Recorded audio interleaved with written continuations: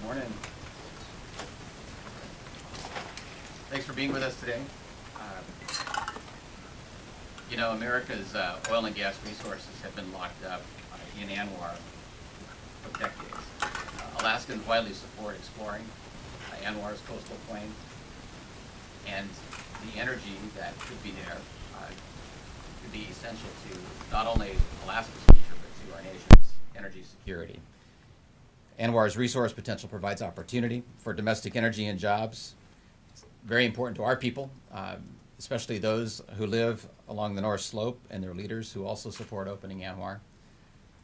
And on this issue, in my administration, we have pursued two strategies in our approach to ANWR.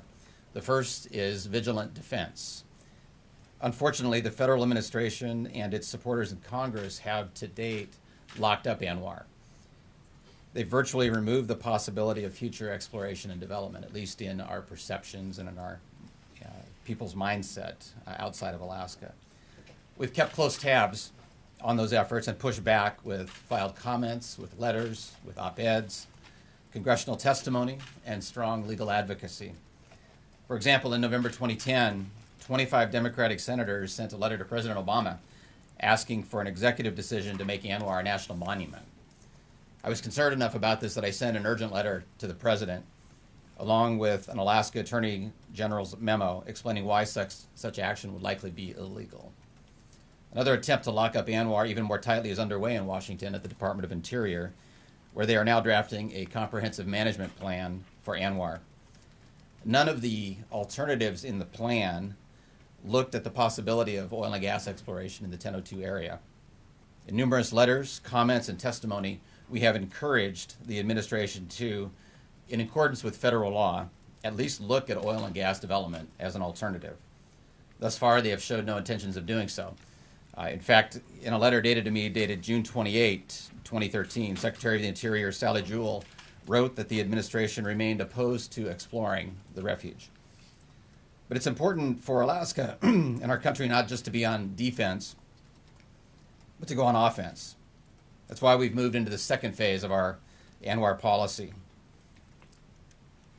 Now, a month ago, when I wrote that letter to Secretary Jewell asking her to include an oil and gas exploration alternative, one that the state created because the feds would not do it, I also offered to seek $50 million in state funding to support the seismic work described in the alternative. The state's exploration proposal was rolled out during a press conference at the U.S. Chamber of Commerce in Washington, D.C. I spoke in support, as did the Chamber's top energy official, Karen Harbert, Alaska DNR Commissioner Dan Sullivan, North Slope Borough Mayor Charlotte Brower, and ASRC President and CEO Rex Rock. We all urged the Department of Interior to accept our offer to partner with the federal government in exploring ANWR. We believe the people of America deserve to know the value of the resources below ground in ANWR, so that can be balanced with the value of the fish and wildlife resources on the surface. All of it belongs to our people. And the cumulative costs and benefits of all of the resources need to be considered in any CCP, in any management plan for any public lands. Commissioner Sullivan, Mayor Brower, and ASRC Senior Executive Richard Glenn subsequently testified before Congress on these issues, and Commissioner Sullivan presented the proposal to senior Obama administration officials. The Department of Interior declined our first proposal to partner with them in exploring ANWR. And given our experience with the NPRA management plan, we are not surprised that they aren't quickly and openly reconsidering the flaws in their draft management plan. In the Secretary's letter responding to the proposal, a copy of which you should have or will have shortly, the Secretary claimed that ANILCA's exploration provisions had expired, despite there being no sunset date in the federal statute, and despite U.S. Fish and Wildlife Service regulations printed in the 2012 Code of Federal Regulations allowing for this. So today we are undertaking part two of our ANWR offense, which is to submit a formal exploration plan pursuant to ANILCA Section 1002E to the Secretary of Interior, which you all have copies of now. In summary, we propose for the state of Alaska, under ANILCA, to pay for and move forward with a winter 3D seismic program. I've prepared a letter dated today for the Secretary to accompany our application, and Commissioner Sullivan will now briefly describe the background on 1002E and the comprehensive world-class plan that we are putting forward. Commissioner? Thank you, Governor. Good morning, everyone. As the Governor mentioned, what we're doing today is focusing on an exploration plan under 1002E of ANILCA. I know ANILCA is a law that's familiar to many Alaskans. We, for your benefit, actually have a copy of the provisions because actually the provisions in there are quite important. There are three general aspects of the 1002, Section 1002 of ANILCA, where it directs the Secretary of Interior how to manage the coastal plain of ANWR, the 1002 area. The three purposes are to assess the 1002 area's fish and wildlife resources, to analyze options for oil and gas development, and to authorize exploratory activities that avoid significant impacts to the environment. As part of the authorizing exploratory activities, Section 1002E allows any person, and I would encourage the reporters here to actually look at the language of the statute. It's very, very strong, clear language. Any person to submit an exploration plan that meets the criteria laid out in the statute and the very numerous requirements that were promulgated as part of the regulations, federal regulations, still current, by the way, as the Governor mentioned, under 1002E. There's many, many aspects of that. But what's important is once a plan is submitted, Section 1002E mandates, the word is shall, it's used in the statute probably 4 different times, that the Secretary take very specific action. First, she must publish the plan. Here's the plan, 240 pages, world-class document. A hearing must be held in Alaska by Department of Interior officials on the plan within 120 days. And if the plan is consistent with the statutory requirements of ANILCA and the published regulations, the statute says the Secretary shall approve the plan within 120 days. So you have before you, as I mentioned, the state's 240-page exploration plan.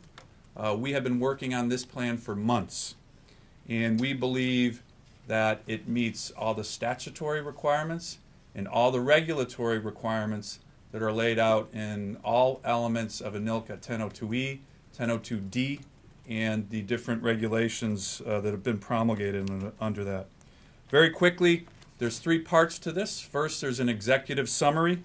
Second is the exploration plan itself. And then third is the resource evaluation proposal that, as the Governor mentioned, we submitted to the Department of Interior about 5 weeks ago, because much of that information was used to build up the exploration plan. So under this plan, we're seeking a special use permit that would enable the state to collect modern and sophisticated 3D seismic data across the 1002 area. It's important to recognize we at the state level do this, authorize this all the time. We have the highest standards in the world on authorizing 3D seismic on state land. But it's also important to recognize that the federal government also allows for 3D seismic exploration. They've allowed 2D seismic in the 1002 area in the early 1980s, and they allow 3D seismic. They've allowed the seismic activities in the NPRA. So the survey that we lay out here is expected to last for 3 years, as the Governor mentioned, working only during the winter months. And we believe that it's critical to emphasize the 3D seismic element here, not only because of its sophistication in terms of determining resource potential, but how limited the impacts are on the environment. What we can do here is have a much better sense of what's in the 1002 area with virtually no impact on the tundra using modern technology.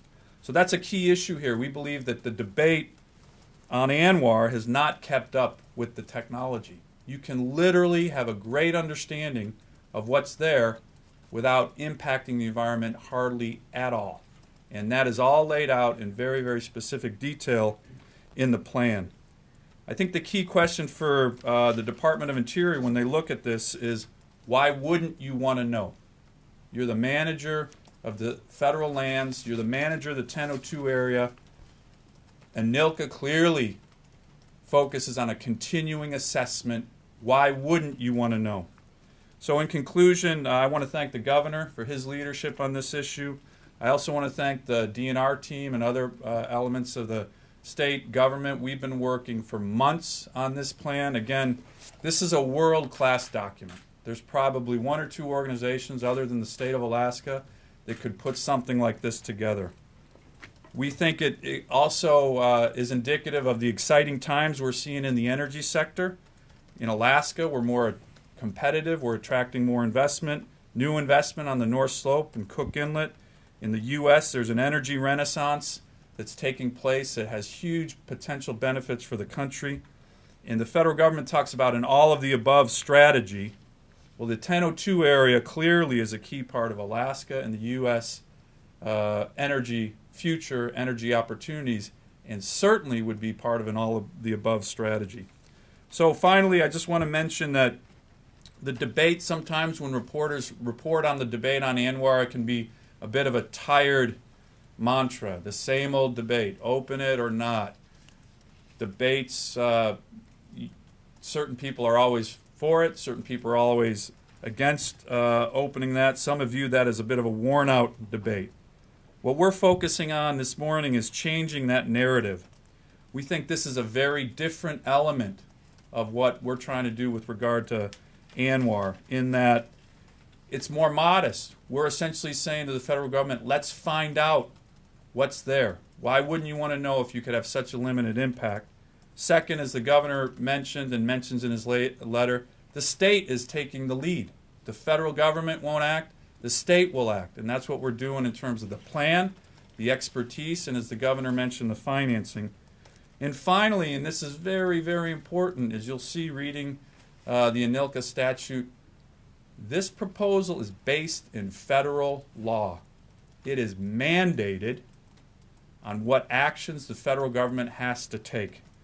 And we think that there'll be some explaining to do from the federal government if they look at this and just say no. Because if you look at the ANILCA 1002E statute and the other provisions, we've met all those provisions, and if we meet them, then the federal government doesn't have discretion. They have to take action in terms of moving forward to approve this exploration proposal, which is modest, but we believe mandated by federal law. Thank you very much. Set of questions. Hi, I'm Alex with the Alaska Dispatch. So initially the state was offering to pay $50 million. You're going to request the legislature that they come up with $50 million. But now we're saying we're going to pay all $150 million of the seismic exploration plan. And are we also going to go to the legislature for that money if that's the case? So in my letter to the secretary, I commit to up to $50 million in terms of my ask for of state legislators at this point. So we're still needing $50 million from DOI and $50 million from the oil companies to do the seismic work. Let me just. You mentioned there's a minimum there, and the first season would be 50, and then we'll move forward. Right. Okay. So I was just trying to just double check the language in here that I wrote here, but I'm willing to put forward more than $50 million. But for the first season of work, as the commissioner just said, would put forward up to $50 million. And so we still need $50 million from the other two parties for the first season of work. Is that right? So we're not asking. This is not meant to be a partnership with the federal government at this point in terms of moving forward so with exploration. The full $50 million bill in the first Correct. year. We're willing to move forward now under the terms of ANILCA with a 3D seismic program, and work that with private contractors. And then we worry about the other part year 2, year 3 later. Correct. Once we are able to do the assessment of the work that we've been able to do with the money that's there, reassess, come back, and move forward. Okay. Also, can you spell out the timeline too again on what DOI they have to respond to? How quickly to this? Just Alex, real quick on the other issue, you'll see in the proposal that the 3-phase approach, 3 years in the winter, it does focus, and the map here lays out the different areas. In the most prospective area, which is the underformed area here, that would be our initial focus. Which area? What's Right it called? Oh, got it. Okay, thanks. In the statute, in ANILCA, it's 120 days. So we'll From have, the like, submission of the plan, which is today. So the clock's ticking. okay, so hopefully within 120 days we'll know what the answer will be. That's what the law requires. Okay, thanks. Matt Smith, Channel of the News. Can you talk about what each year, what that will look like? How many people, what kind of equipment, resources will be used in the plan? Sure. Very quickly, all that's spelled out in the proposal. But Paul, do you want to just give a quick overview on some of the highlights? This is Paul Decker, one of the petroleum geologists at the Department of Natural Resources, who was a key guy in putting this together. Why don't you come out of here? Thank you. So the details of the plan would still require fleshing out with contracts and so forth, but the general plan is that the entire coastal plain has been subdivided into 5 geologic sort of sub-provinces, and each would be assigned its own 3D acquisition parameters and crew. So the timeline would start in year 1 with acquisition in the undeformed area and what we call the Marsh Creek area here. We're laying out fairly aggressive targets as far as the number of square miles of 3-dimensional seismic data that would be acquired. Certainly you'd need at least 2 crews to carry out this activity. So that would be year 1, these 2 areas, and what's based on the geology and proximity to existing infrastructure, considered probably the most prospective part of the coastal plain. So hopefully all that can be done in the first season, and then in the second season we would move the crews over to the Hula Hula area and the Jago area. Again, these are areas with distinct geologic characteristics, and the acquisition parameters might vary slightly between some of these different areas to reflect that geologic complexity. And then in year 3,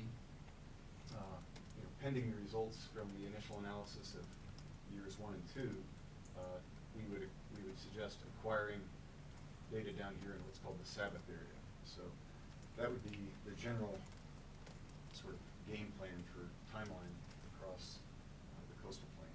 When you say crews, like how many people would that be, and what kind of equipment would they use, that kind of thing? Right. I don't have hard numbers on that, but I would think each crew would be in the dozens.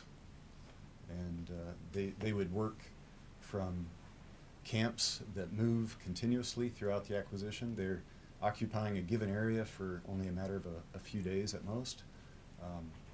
So it's all described in the document, the way the acquisition sort of rolls through minimal disturbance to what little wildlife would be in the area. It's all conducted on snow, tundra travel conditions in effect, low ground pressure vehicles, absolutely minimal impact to the environment. Thanks, Paul. Oh, hi, this is Ellen Lockyer, Alaska Public Media. This is Dan Sullivan. You mentioned that this proposal now is legally correct under federal law. Does this also open the door for a challenge to that federal law if the Interior Department says no? Well, certainly that would be possible, but at this point, we are so focused on meeting the requirements of the law. We think we've met them. It's up to the Secretary now to make her own determination there. And on that, Ellen, the one issue is, if you look at the law, there has been some arguments that, well, the 1002E has somehow sunsetted itself, meaning it's no longer in force. But if you read the law, there's no sunset provision. And just as important, federal regulations that are part of 1002E have been updated. They were updated in 2002, I believe, and they are promulgated. So this year's Code of Federal Register regs, federal regulations that are still viewed as current, the 1002E regs were in there. That's what we base this on. So if there's an argument that somehow this provision has gone away, the burden is on the federal government to make that case, not Alaska. Still online. Operator, could you take us off lecture mode, please? We're ready for online Q&A. Thank you. The lines are open. If you'd like to ask a question, please press star 1.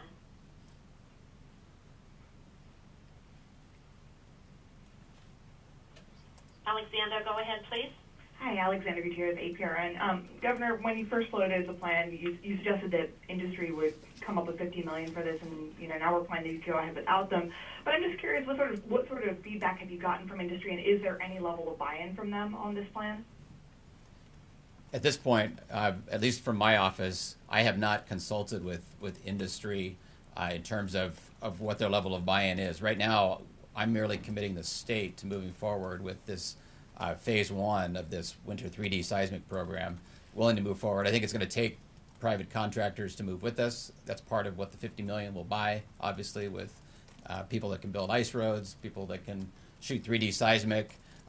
Those are experts that are in the field every year in our state, and the state permits and regulates those activities every year in our state. So that's something we're used to doing. We're willing to move forward with this first phase of the 3D seismic program on our own. Becky, go ahead. I just wanted to be clear. Well, first, would the goal then be, given the money issue, to start the winter program next year? And given the administration's continued opposition to drilling and the idea of getting anything through the Senate related to ANWR virtually nil, is the idea to have enough information there for the next administration to actually do any drilling or development versus just the exploration? So in the near term, in 2014, we do expect that if the Secretary approves this under the provisions of ANILCA, that we would be moving forward in the winter of 2014 with our first phase, correct? I want to make sure, because I understood the first phase begins in the winter of 2014. Now, what comes after that will remain to be determined. But for so long, we've been told no, and yet as public land managers, the federal government owes it to Alaskans and owes it to Americans to have scientifically based information upon which to make public lands decisions. And when there's CCP, when their comprehensive plan for the area completely eliminates the possibility of an oil and gas alternative, that's one of the public's resources that is not even being considered.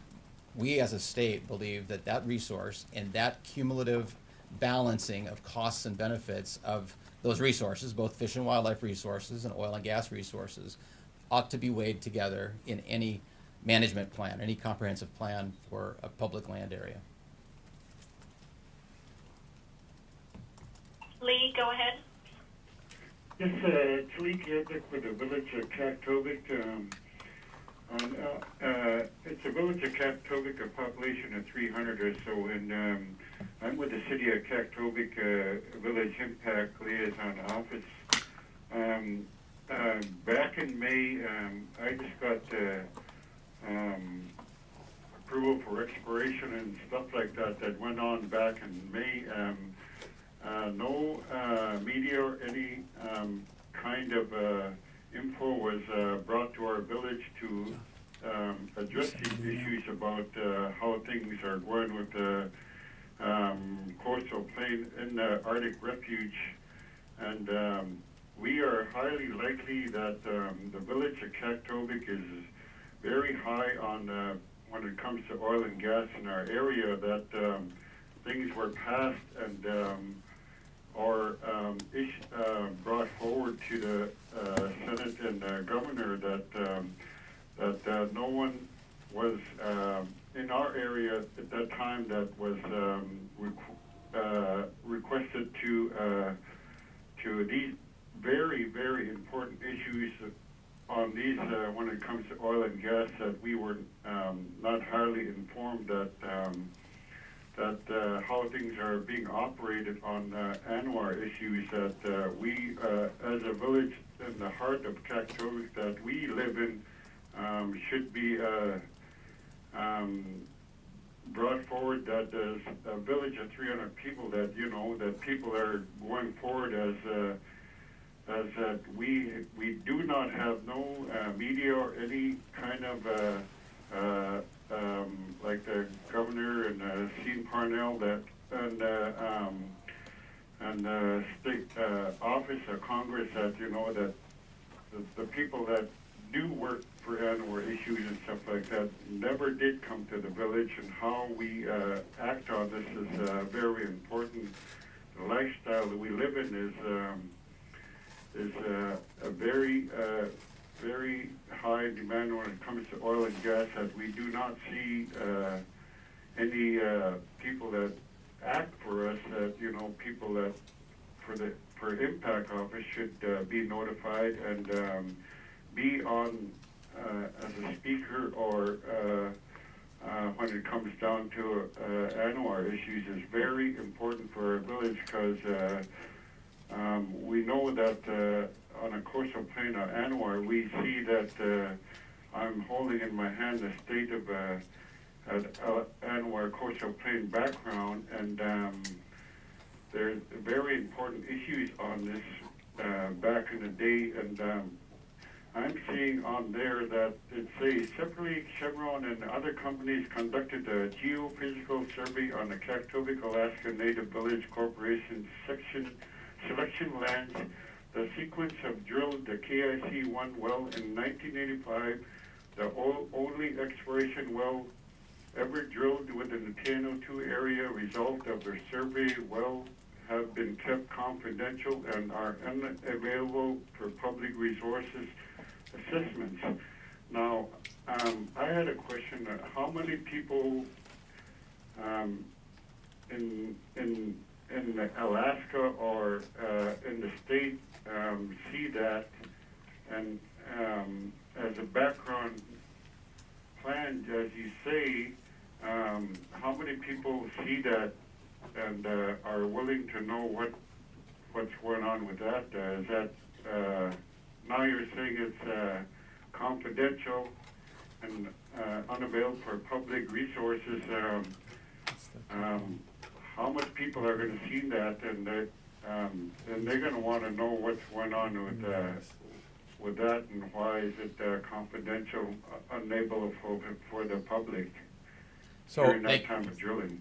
Why don't you go ahead, Commissioner, with that? So I think just on your broader point, we've been working very closely with the North Slope Borough ASRC on the previous proposal that we launched about 5 or 6 weeks ago that the governor mentioned. But I would say that I think we learned from that. I think that we recognize that we could have done a better job of briefing the leadership in Kaktovik. So yesterday I spent a lot of time on the phone briefing the mayor and the head of KIC and the tribal organization leaders, and offered to meet with them and provide a full briefing on the plan. But we did do the outreach yesterday, I think rather extensively, with the leadership of the community, as you mentioned. So we learned from that. I think we took that on board. With regard to this proposal, there's requirements under the federal law and regulations where you have to make sure that the Department of Interior has certain information related to the seismic, and that's mentioned in the plan.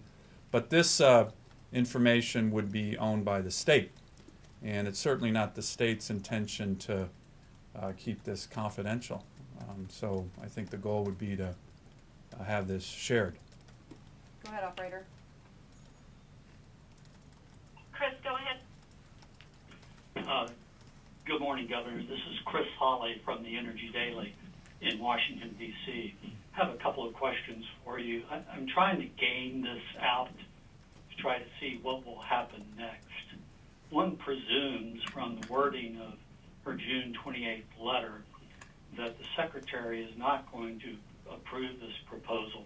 What exactly will your office do then? Will you challenge her in court on that refusal, or will you proceed with the seismic drilling on the belief that you have the legal authority to do so, and then await for her to try to enjoin that activity and then fight it out in court. What's going to happen? Obtaining accurate, complete scientific information from ANWR is a top priority for our state and a necessity for our country. Rather than speculate on what the Secretary might or might not do, we have focused on meeting the requirements of ANILCA. We will cross the bridge of what we do in response to a negative, or a decline by the Secretary if and when she gets to that point. But I'm not going to be able to speculate on that right now because her response can take a multitude of forms, and it would not be prudent at this point to try to, as you say, game out what might happen at this stage. And if I could follow up, sir, I've looked at your website and I don't see the plan or any reference to it. Is that going to be posted on your website today so that folks outside of the briefing room can take a look at these documents? Absolutely. It should be posted within the hour or half hour, as I understand it. So. Thank you. Okay. Yeah, go ahead. And just one follow-up comment. As the governor mentioned, the focus here and what we've been doing is literally looking at every statutory requirement and every sentence in these federal regulations to make sure we are 100% in compliance with what's required by federal law and federal regulations. And we think, and hopefully people who review it, we think we've done that. That's why this document took so long, and that's why you see it's not a small amount of reading. 240 pages, dozens of sources, hundreds of footnotes. This is a world-class document that meets all the requirements on the federal statutory and regulatory side of the ledger. Go ahead, operator. Thank you. We have no further online questions. Any final follow-up in the room? Mallory Peoples, Channel 2 News. Yeah. Just going back to the money, and why do you think this is a good idea to go forward with it if we haven't gotten, approval that you're going to get the other money?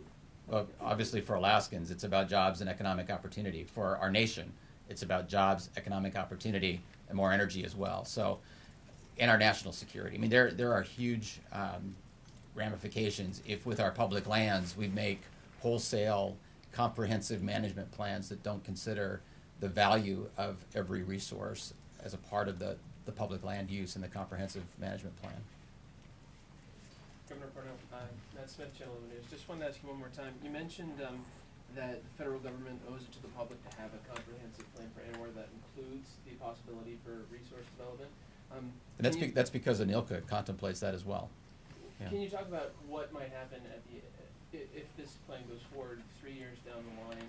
You've completed the 3D seismic for the entire area, and the federal government takes that information and still doesn't seem willing to have it. Again, you're asking me to speculate about where we're going to be 3 years from now. I can tell you that I will consider every avenue to move forward with exploration and development of ANWR consistent with the public's interest. And that means a consideration of all the resources that are there, not just those on the surface, but those on the subsurface as well.